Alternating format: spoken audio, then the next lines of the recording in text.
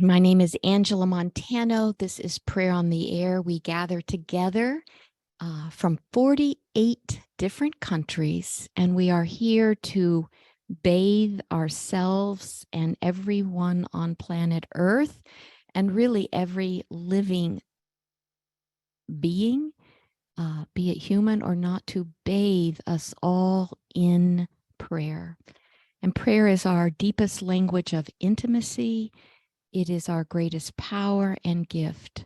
When we pray for one another, we are presencing the healing energy of love.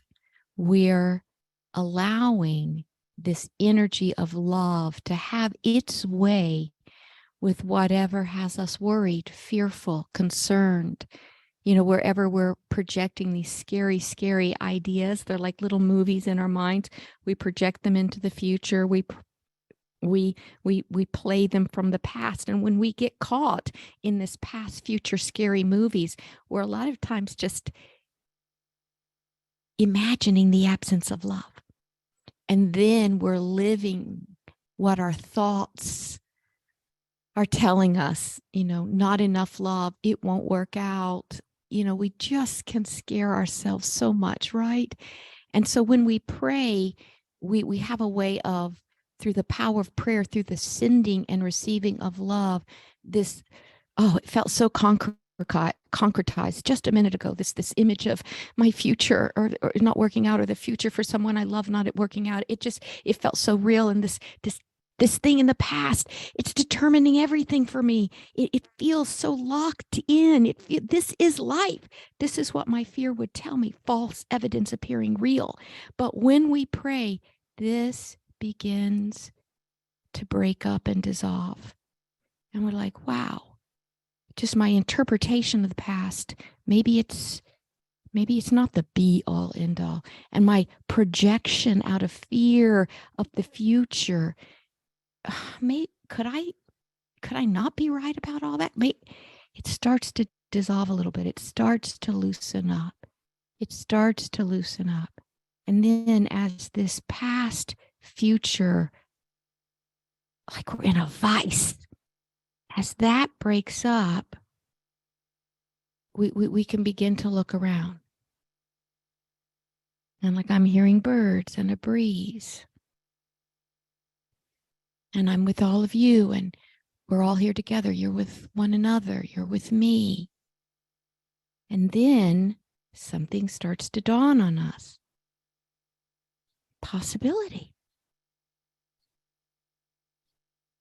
Emily Dickinson, the beautiful poet, said, dwell in possibility. As she says, dwell in possibility, that is prayerfulness. How good can it get? How good can I feel? How might this thing that I would tell you 7 minutes ago, it was the bane of my existence, the bane of my existence. Now a new thought starts to occur to me. Like, wow, maybe that had to happen so this could happen. Maybe there is a synchronicity, an intelligence, an order, and my interpretation of things, maybe that it's not as right as my ego would have me believe. Maybe there's more going on than meets the eye.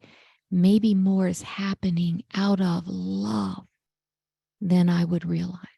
And we wake up out of that fear. And that's really one of the first steps in prayer, is to move out of resistance. So often when I work with people and they want something to change, they need it to change.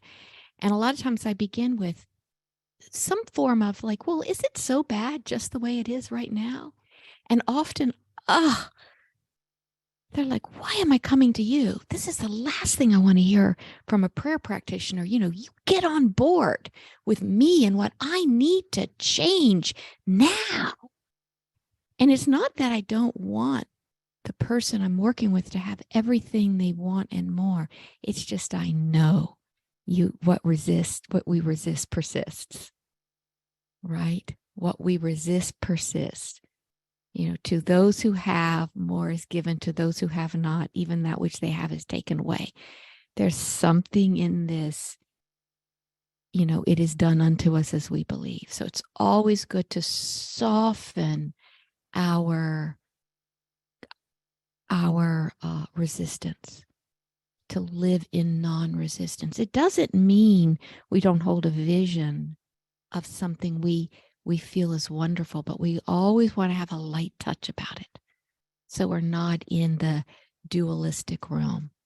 Out of loving the possibility in this moment and just open to so much possibility, lightly I can allow and let this thing I think would be a good idea to experience more peace or to experience more love or more joy, more connection, abundance. It's just adding on.